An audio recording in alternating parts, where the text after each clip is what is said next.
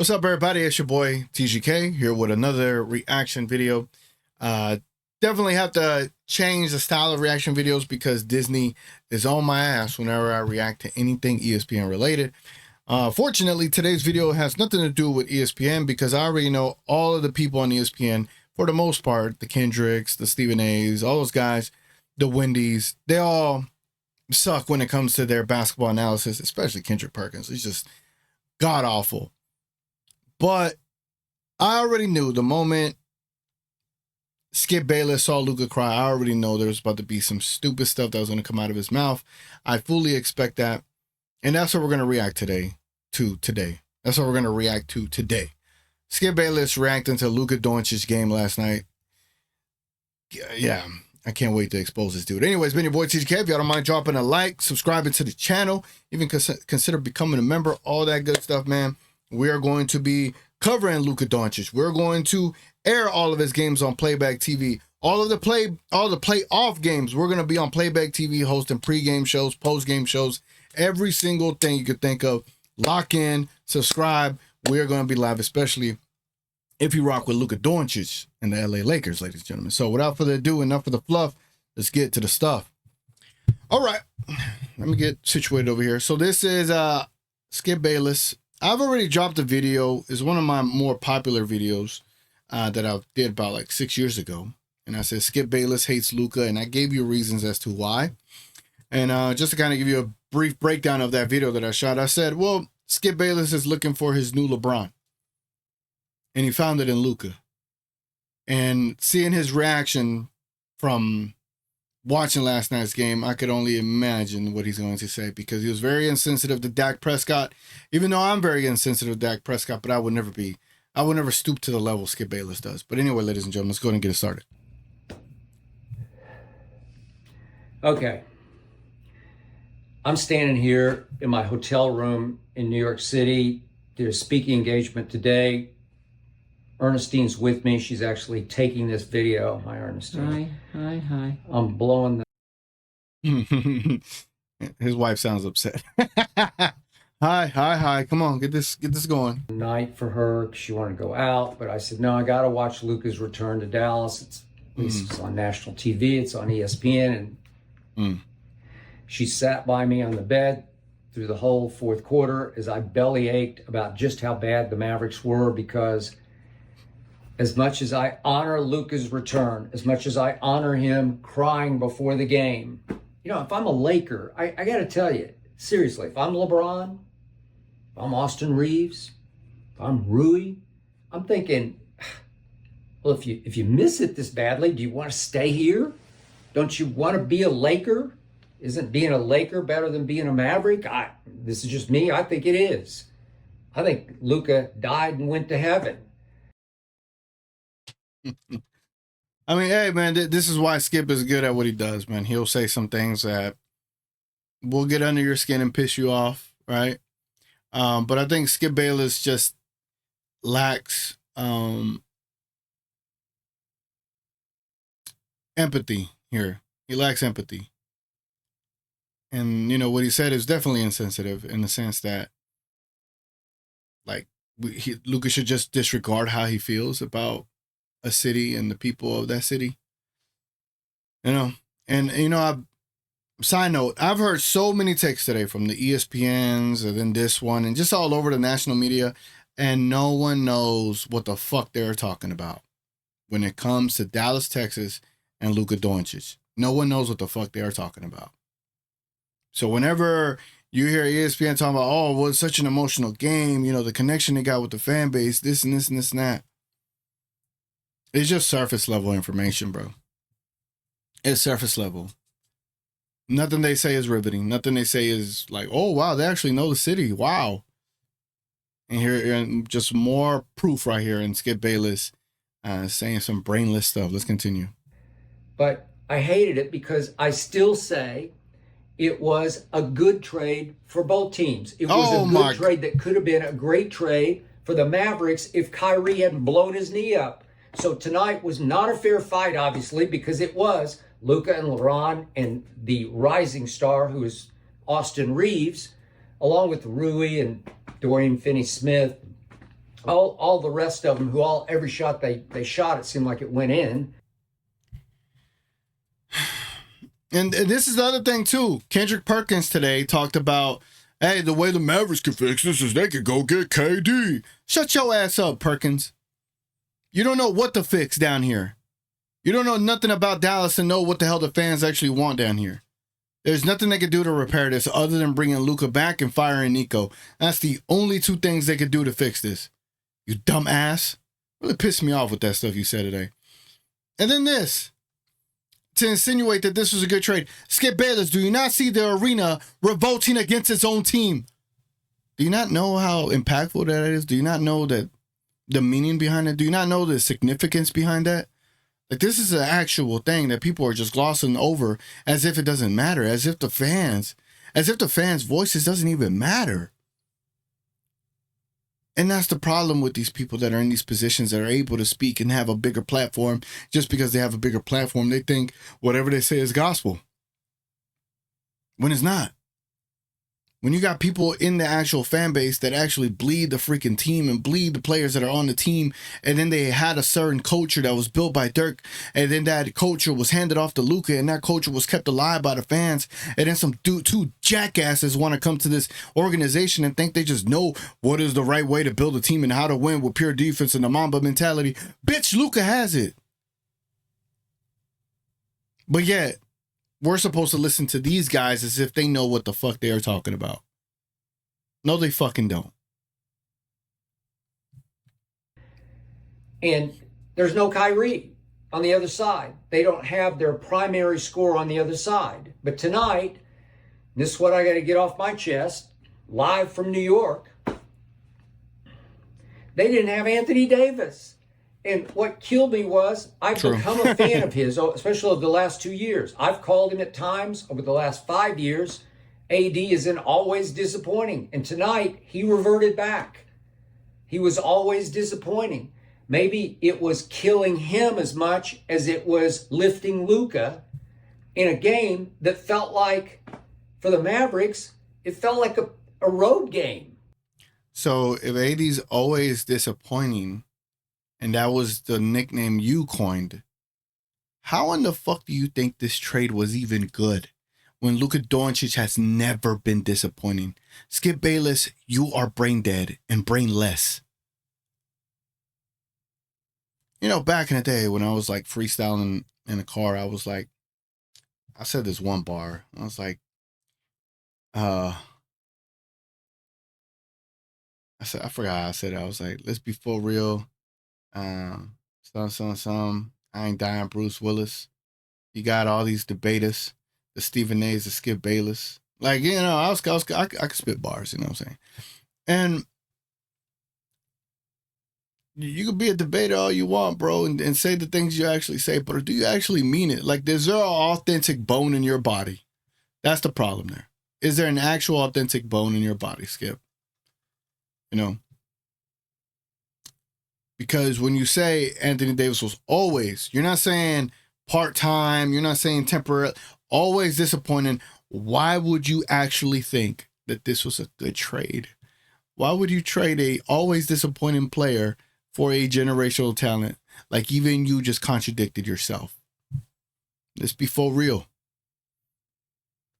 I ain't no debater, bro. It just, I hated it I felt for him because I believe that crowd tonight rooted louder and harder for the Lakers than any crowd this whole year at Crypto.com Arena in Los Angeles, California has rooted for the home team Lakers. False. Dallas, Texas, the sport fans of Dallas, Texas. I'm not even calling them Mavs fans. I don't think the Mavericks, the Dallas Mavericks organization, deserve to be able to say people are Mavs fans. Fuck the Dallas Mavericks organization as far as Dumont and Nico. Everyone else below them, I love y'all. Kid a little bit too, right? But Nico and Dumont, fuck you. You know what I'm saying? And we're going to stand on that. And then this video might get demonetized for that. Oh, well. But the sport fans of Dallas, Texas was rooting for Luka. They were not rooting for LA. They were rooting for Luka Doncic. And again, just furthermore, these individuals in these big positions, because they got a platform, they speak as if they know the city when they don't know the city, bro. You don't know the city. Stop speaking on my city as if you know it. I believe this was the ultimate home game for the Lakers, not the Mavericks, for the Lakers. And I think it felt to me like Anthony Davis was missing LA as much as Luka was missing and trying to rub it in on Nico Harrison in Dallas. Maybe Luka went to Rob Pelinka after the game and said, could I maybe stay for a while? Could I stay for, could I play the playoffs for the Mavericks? What tore me apart, and you could ask Ernestine, am I not right, Ernestine? Did I not? You are I was right. belly aching. I said a few words that were not Yes, I don't want to repeat pretty the words, yes. because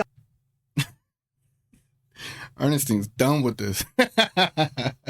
I'm saying, what are you doing, Anthony Davis? This is supposed to be this was a bigger night for you to show the Maverick fans, look what you do have. Look what you got back for Luka. And Max Christie was doing his damnedest, his baby damnedest. He's like 20 years old, and he was playing his ass off. And I was wishing I could just take Max Christie and pour him into AD, because we got always disappointing. We got low energy. We got bad body language. He's over complaining to Jason Kidd about their doublement. Yeah, they doubled the hell out of him. Their whole defensive push, their point of attack was to jump on him with two every time, just blitz the hell out of him. And he's shying away and losing the ball. And he's such a great player. He is such a great player on both ends of the floor. He's going to cause problems. So he winds up, 5 of 13. He missed his 2 threes. He usually makes a couple of threes. Do you remember what he did in his first quarter as a Dallas Maverick against the Houston Rockets, who are a little better than the Lakers? They just are. They're a little better right now than the Lakers. Against the Rockets in his first quarter as a Maverick, Anthony, then he got hurt, of course, but in his first quarter, he goes 14-8, 3 assists, and a block in his first quarter. Those numbers are, they felt a little better than tonight. He did wind up with 13, 11, and 6 assists. So his greatness, sort of by accident shone through, but he was just lifeless to me. He couldn't hold on to the basketball. You could just tell he was not locked and loaded tonight the way he should have been. I thought this was going to be his night as well as Luka. I wanted them to have a mano battle down the stretch with AD just going MVP, because AD... I don't know why Skip Bayless, again, coined him, always disappointing, expects AD, who is a wonderful talent for sure. I'm not hating on AD, but, if you're calling him always disappointing, why would you expect him to be able to go mano-a-mano with Luka Doncic? It's like my homie Delsky, man. Like, just because a player can play both sides of the court, and just because they're more athletic or whatever the case, it don't matter. Just because athleticism, being able to play both sides of the court, all that stuff doesn't mean you better than another player. Especially when that other player is far more skillful at one side of the court than you are on both sides of the court combined. That's why I say, like, Luka Doncic just exceeds what you think what you think a two-way player is, ladies and gentlemen. Luka Doncic is the greatest equalizer because of his prowess offensively. Like, nothing comes close to it at the rate that he has been going since he got into the league. But, people like to bitch and complain about defense. Well, the Mavericks were all defense yesterday and couldn't stop Luka. There are nights when he was a Laker, obviously, over the last 2 years. There were nights when I would say, that's the best player in basketball. I'm talking both ends. Offense, defense. LeBron had said, I think it was at New York, just before they traded AD. Remember, he said, he was out at that point, and he said, he's everything to us. He's the ultimate rim protector. Well, he was. And there were a couple times LeBron drove and just kicked it out. He said, oh, I want no part of that. LeBron was great down the stretch of the fourth quarter because it looked like the Mavericks We're also missing Luka. A lot of the players who were there who played with Luka, they're like standing around in awe watching him, and LeBron is just freight training to the basket. Freight train of a bullet train to the basket all night long. He wasn't making, what was he? I think he wound up 0 for 4 from 3. Luka made 7 of 10 threes. He was out of his mind, trying to show, look what you did. Look what you gave up. Well, you got to give it up, Luka. At some point, you got to become a Laker. Ho-hum. If I'm a Laker, I want him to just say, this is just another game. This is just a ho-hum, not that big a deal. Yeah, I had a great run here, but now I'm a Laker. That's not we had him crying on the bench before the game. Okay, great. But I needed Anthony Davis to do something to show the Maverick fans that you got me. And instead, I will remember this game as the AD game, as in, you know what historically, biblically, AD stands for? After death. In the end, this was the after death game. After death of Luka, Maverick fans are gushing love for the guy who scores 45 right before their very eyes to say, Nico. They're chanting, fire Nico at the end of the game, because he rubbed it in. He rubbed it raw. Way to go, Luka. What? And Anthony Davis, I just got to ask you again, what were you doing? Who was that? Why was that? Now, in fairness to AD, since, again, these people that know the sport, the dude is battling back from a freaking injury that he should have gotten surgery on. How about give AD some damn props? Even though he did not show up in a major way under the bright lights, which I am accustomed to AD doing that, he is out there fighting with an injury. Give him props for that at the very minimum. At least know that he is battling through a severe injury. At least say that. At least acknowledge it.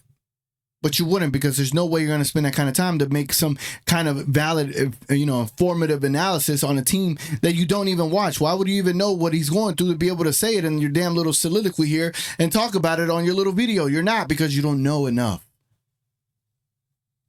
now I'm going to have to go through days of this. Well, Mavericks blew it. I still don't think they blew it. But tonight, they looked really, really bad. Congrats, Laker Nation. Congrats, Luka, on 45 painful points.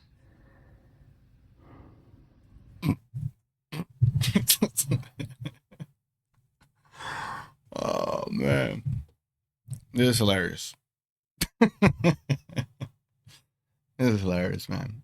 You see, it could be anybody, bro. It could be Kendrick Perkins. It could be Stephen A. It could be anybody on ESPN. It could be anybody on Fox. What's up, Joy? Looking at. It could be anybody, bro. They cannot speak about the team I grew up with and my city better than me. Only the other Mavs creators that I know could speak on it just as well, or even better. But they can't speak about Dallas, Texas, and the city and what it was like being a Mavs fan growing up under Dirk. Can't speak about it better than I can. And when they try to talk as if they know what the hell the city is going through, bro, you don't know a damn thing. You don't. You know? Anyway, hope you enjoy that. Tonight, I'm going to be filming, hopefully, I'm going to put this in the video, that way I'll make sure it does happen. I'm going to be filming a podcast episode. Don't know what we're going to call it. Don't know what it's going to be, but it's going to be extremely unique, and it's going to be about the last 3 months of, being a former Mavericks fan, being a Mavericks fan, and just going through all the ups and downs since Luka got traded. I'll be joined by Luka MVP. It's going to be a really, really cool setup if we could get it set up the way I would like to get it set up. But yeah, man, y'all stay tuned for that. Anyway, appreciate y'all stopping in. Let me know what you think about Skip Bayless ways of talking about this game. Do y'all think he's right? What do you agree with? If he said anything that you agree with, and what do you agree with, disagree with when it comes to what he said in his little video? And let me know your thoughts on everything that I said. 'Cause, I was going off on him, dog. You know what I'm saying? Anyway, appreciate y'all watching, man. It's been your boy TGK. Hope y'all have a good rest of your day. Like, subscribe, consider becoming a member, and we are out. Catch y'all on the next one.